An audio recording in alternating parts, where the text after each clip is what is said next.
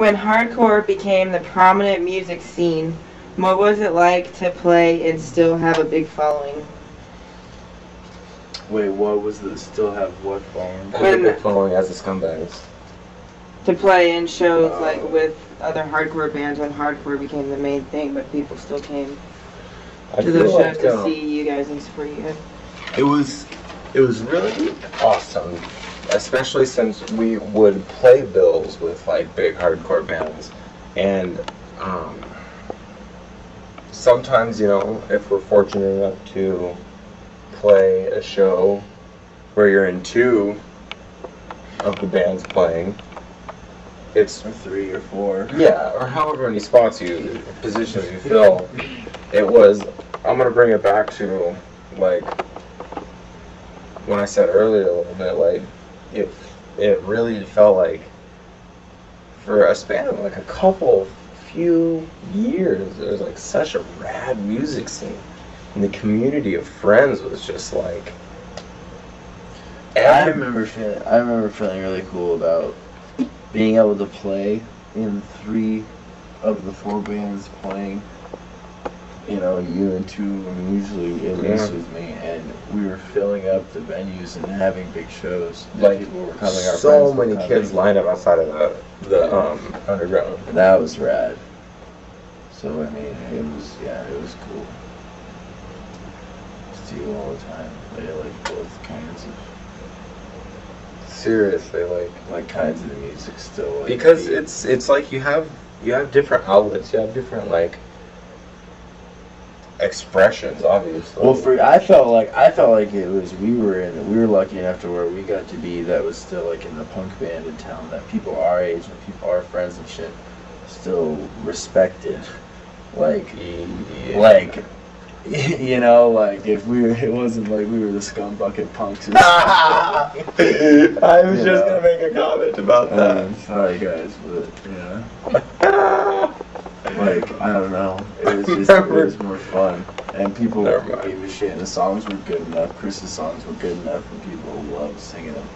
And then it was just a fucking hybrid of ultimate performers. There was like not one person in the band that didn't just lose their mind on stage. Yeah, I felt good. I remember feeling weird at first transitioning when it was me and you and Nick in the band. But then, like, it gelled and it worked out, and it was really good. Yeah, that's true. I feel like there was such a legacy. I mean, if the Scumbags are anything, they're a legacy. Yeah. And like, there was so many different faces of that band. It was just good. If you had the chance to record a mastered version of old Scumbag songs, if I had the means and the capability, I would sit down and record every Scumbag song ever written perfect to a T right now and do it if I had the means. If I had the physical capability and money and time production value to do it, I would spend all my time doing that. But it's always this fucking shoestring run around fucking poor as fuck. None of us could ever pull together enough equipment to record anything. Shit, that's how it always was. I wish I could have recorded more throughout the years when we were together and stuff, and other bands I was in too. I would do all the songs, all of them. what if the budgets for shows was bigger? What do you think a big budget show would be like?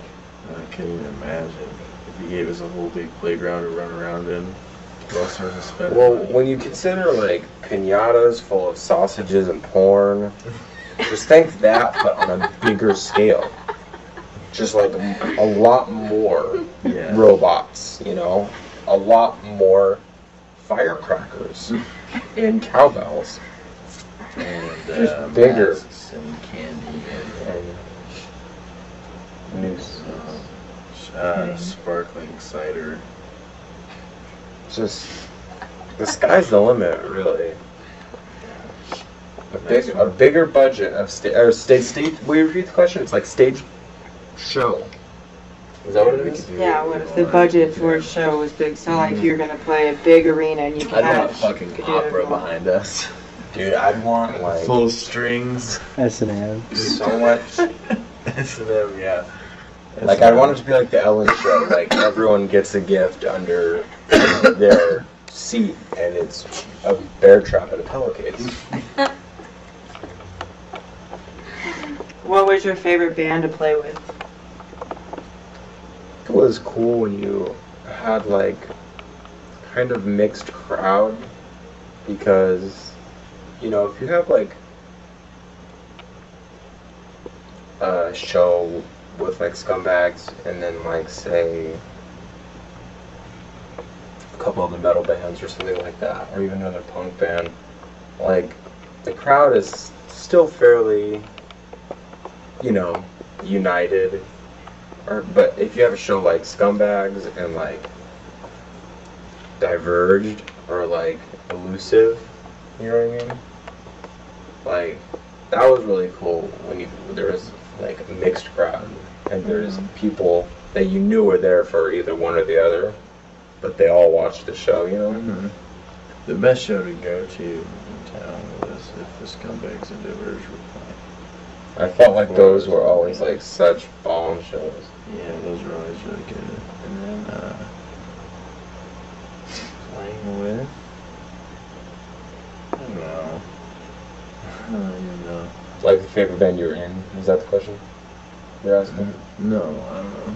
But playing shows with Diverge was always good. I always like playing with them. That was probably the Yeah, I think that's actually my answer. Is Diverged.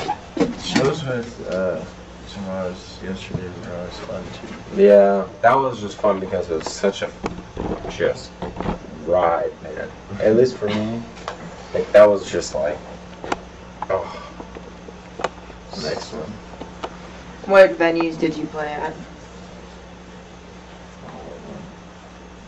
Yeah. Lots of house shows, obviously, like we said. Yeah, lots of house shows, lots Your of house. Yeah, duh. Arthur High School still owes us $100. $50. I mean, And a trophy. the underground was one of the best things to happen to like Havasu music scene, in my opinion. I felt like the underground, the first one. That was just That was the best thing that ever happened.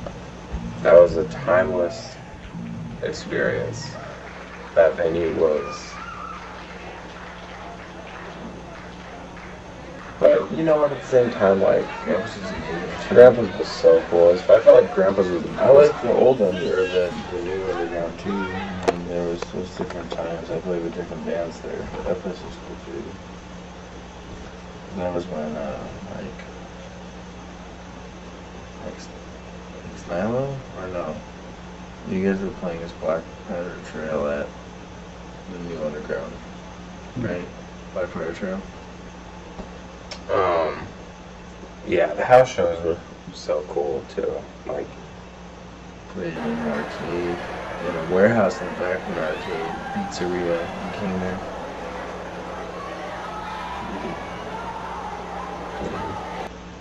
Were you at that show? No. You would know if you remember. What's the next question? What's the next question? my heartbeats and breakdowns. How did the Scumbags start? This is the last one. How does this Scumbags start? Dude, they were on a meteorite that crash landed onto the planet Earth, and it was like they were spread all over the Earth, like in the dust cloud that erupted out of it, just as spores. They were scumbag spores of scum. Mm-hmm. And they landed in and grew into the Earth. Another little guy. And that's why they'll never end, is because like so many people that are truly a scumbag from that original meteorite crash can fill the place and continue the legacy forever. Yeah. That's just the way it was told to me. Like, I don't know, I know it's like a you say tomato, I say scumbags kind of thing. Alright. I think we're done.